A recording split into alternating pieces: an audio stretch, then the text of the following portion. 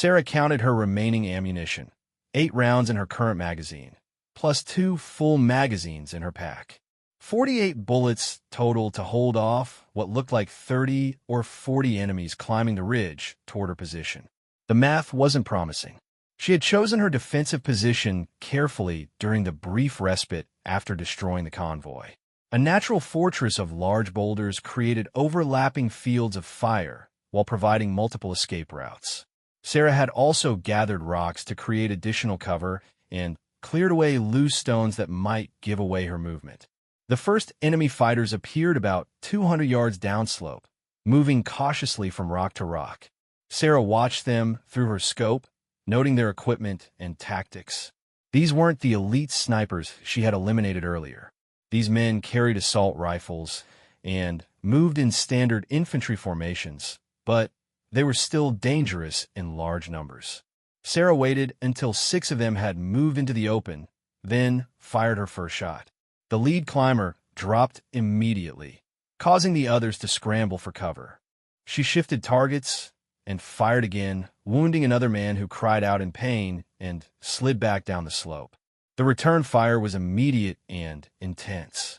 Dozens of bullets struck the rocks around Sarah's position, filling the air with stone chips and dust. But her cover was solid, and she remained untouched while the enemy wasted ammunition on ineffective suppressing fire. During a brief lull in the shooting, Sarah heard the distant sound of helicopter rotors. Air support was coming, but it would take several minutes to arrive. She just had to hold out a little longer.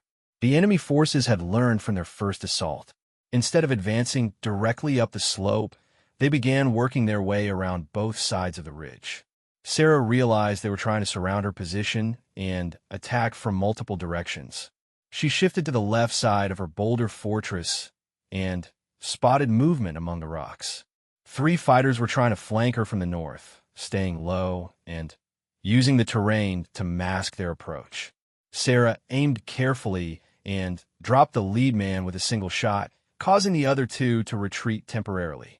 But more were coming from the right side. Sarah spun around and saw 4 enemies advancing up a steep gully that would put them behind her position. She fired rapidly, hitting 2 and forcing the others to take cover, but she was burning through ammunition quickly. Sarah's radio buzzed with an incoming transmission. Overwatch, this is Falcon 1-7. We have your position marked and are inbound for close air support.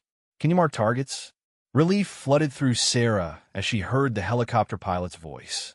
Falcon 1-7, I have multiple enemy positions surrounding my location. I'll designate with green smoke. Sarah pulled a smoke grenade from her belt and threw it toward the largest concentration of enemies on the main slope below. Green smoke billowed up, clearly marking the target for the incoming aircraft. The sound of rotors grew louder, and Sarah could see an Apache attack helicopter approaching from the east. The enemies on the slope heard it too, and began retreating toward whatever cover they could find. I see green smoke, the pilot reported. Engaging targets now. The Apache's 30mm chain gun opened fire, sending a stream of explosive rounds into the enemy positions marked by Sarah's smoke. The effect was devastating. Bodies and debris flew through the air as the high explosive rounds found their targets. But the helicopter's attack had only hit the enemies on the main slope. The flanking groups on both sides of Sarah's position were still advancing, and they were getting dangerously close. Sarah heard boots scraping on rocks directly behind her fortress. Someone had climbed up through the gully and was about to attack her rear position. She spun around just as an enemy fighter appeared between the boulders, his rifle already aimed at her. Sarah's combat knife was in her hand before she consciously decided to draw it. The enemy fighter fired, but Sarah was already moving, diving to the side as his bullets sparked off the rocks. She rolled behind a smaller boulder and came up with her knife ready. The fighter was reloading when Sarah struck. Her blade found the gap between his body armor plates, and he dropped silently to the rocky ground. Sarah retrieved his assault rifle and checked the magazine.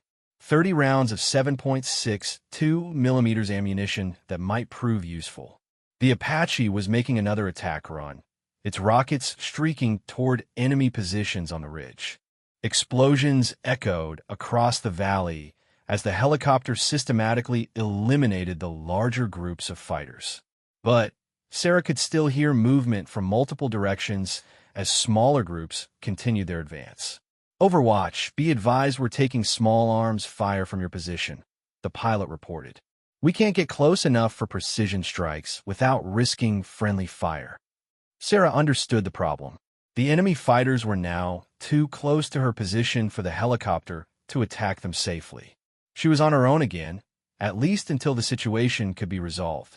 A burst of automatic fire erupted from her left flank, and bullets whined off the rocks around her head. Sarah grabbed the captured assault rifle and returned fire, spraying rounds toward the muzzle flashes. The enemy shooting stopped temporarily, but she knew more fighters were still advancing from that direction. Sarah's radio crackled with Rodriguez's voice. Overwatch, extraction bird is 5 minutes out. Can you reach the landing zone?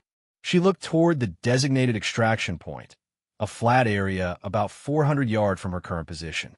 Between her and safety were at least a dozen enemy fighters, and more were probably moving to cut off her escape route. Negative, Sarah replied. Too many hostiles between me and the LZ. You'll have to extract without me. Like hell, Rodriguez shot back. We're coming back for you. Don't be stupid, Marcus. You've got wounded who need immediate medical attention.